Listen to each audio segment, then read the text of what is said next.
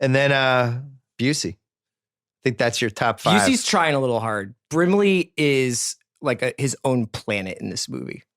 I could talk about Brimley in this movie for an entire other podcast. Well, now is the time his own because planet. Yeah. Brimley, we all orbit Brimley. You know, it's not the other way around. He's not a supporting actor. Brimley is the winner. Oh my It's God. amazing Brimley. Imagine her one day opening that. Devastating. Not just screwing, Mitch. But the kind of intimate acts, oral and whatnot, that could be particularly hard for a trusting young wife to forgive and impossible to forget. It's just astonishing. I have so many questions about the Brimley performance. Let me start here. Gene Hackman was 5 years older than Wilford Brimley in this movie. That doesn't make any sense. How is that possible? Isn't Brimley today only like 71? Yeah, Isn't Wilford there... Brimley, he was 49 in Cocoon. Oh, God. And when he did this movie, he was like 56 or And something. it'd been, for me and Sean's era, we just knew him best as the Quaker Oats guy. Yes. And the manager in The Natural. You're Yeah, the best I goddamn guess, hitter I yeah. ever saw. Yeah. Suit up. Yeah. He seemed like he was 80 in that movie.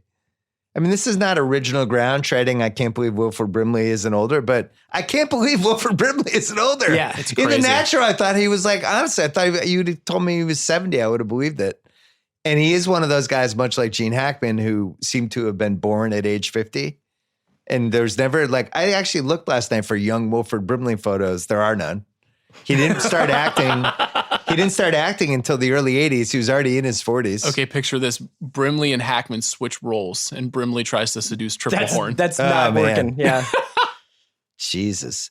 Do your Brimley impersonation, Chris. Well, it's Jeff Chow, the president of our company. Jeff Chow is one of the great gifts he's ever given to me. Is when he walks into my office and he says, "Imagine you're Abby going down to her mailbox, looking for her red book or a sharper image catalog. And what does she find, Mitch? Heartbreak." Jeff does it way better than I do. That's But that whole phenomenal. fucking scene in the catalog where he's just like, these kinds of, we're talking about love making, Mitch. Well, that's not a fling. Yeah, it's just so weird seeing Wilford Brimley show Tom Cruise pictures of Tom Cruise having sex on a beach while the albino guy from In the Line of Fire hangs out. Right. And it was also so unexpected because Wilford Brimley had not been a bad guy in any movie. And it's like, wow. So he's the bad guy? Wilford Brimley? He brings an edge to this movie that is so unexpected where he's like, I'm not the fucking night watchman. You know what I mean? Yeah. And then like, even in that last stretch of the movie where like, the whole thing hinges on whether or not the fax machine has paper in it. And he's like, what's the matter with you guys? This thing's out of paper. Like, it's just, how is that what this huge blockbuster movie is based on? Wilford Brimley checking a fax machine for paper. Where is this? Yeah, he's super crusty. Really good bad. Like, I'm actually kind of scared of Wilford Brimley in this movie. Yeah. So don't fuck with Wilford. He's imposing until Tom Cruise falls on him and Yeah, then and kills kills him. him. He falls on him and then he kicks the shit out of him. Yes. And Yeah. I still to this day am traumatized by it. Cause like, I feel like Wilford Brimley could have let the like dinosaurs from Jurassic Park loose in Central Park. And I would still be like, don't kick that guy. Come on, man. Yeah. Like he kicked and he's just like, you sick son of a bitch. And he's like, so here's my unanswerable question, I guess, is does Tom Cruise kick him to death?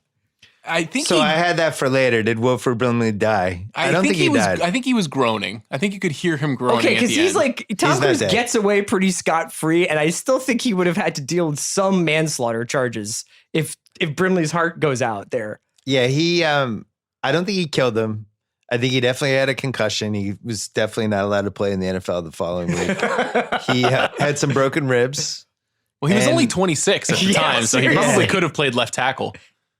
Gene Hackman, 5 years older than Wilford Brimley in that movie. It's absurd. I'm not even How sure is that if I trust possible? that. Are we picking nits at this point? No, we're not there yet. We're going with Brimley. Do you have right? any other Brimley thoughts? I don't know what I could add to your performance. That was What does she extraordinary. find, Sean?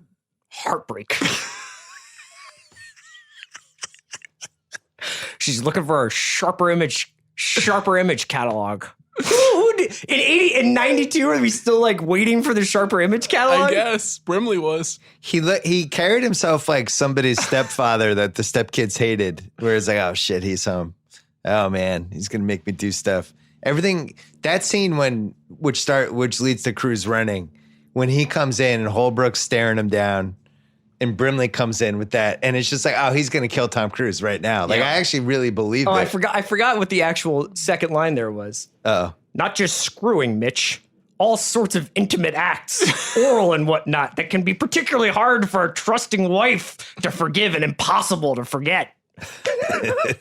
It's disturbing. Wilford. All right, Brimley. he's the winner. Brimley worked blue. Yeah.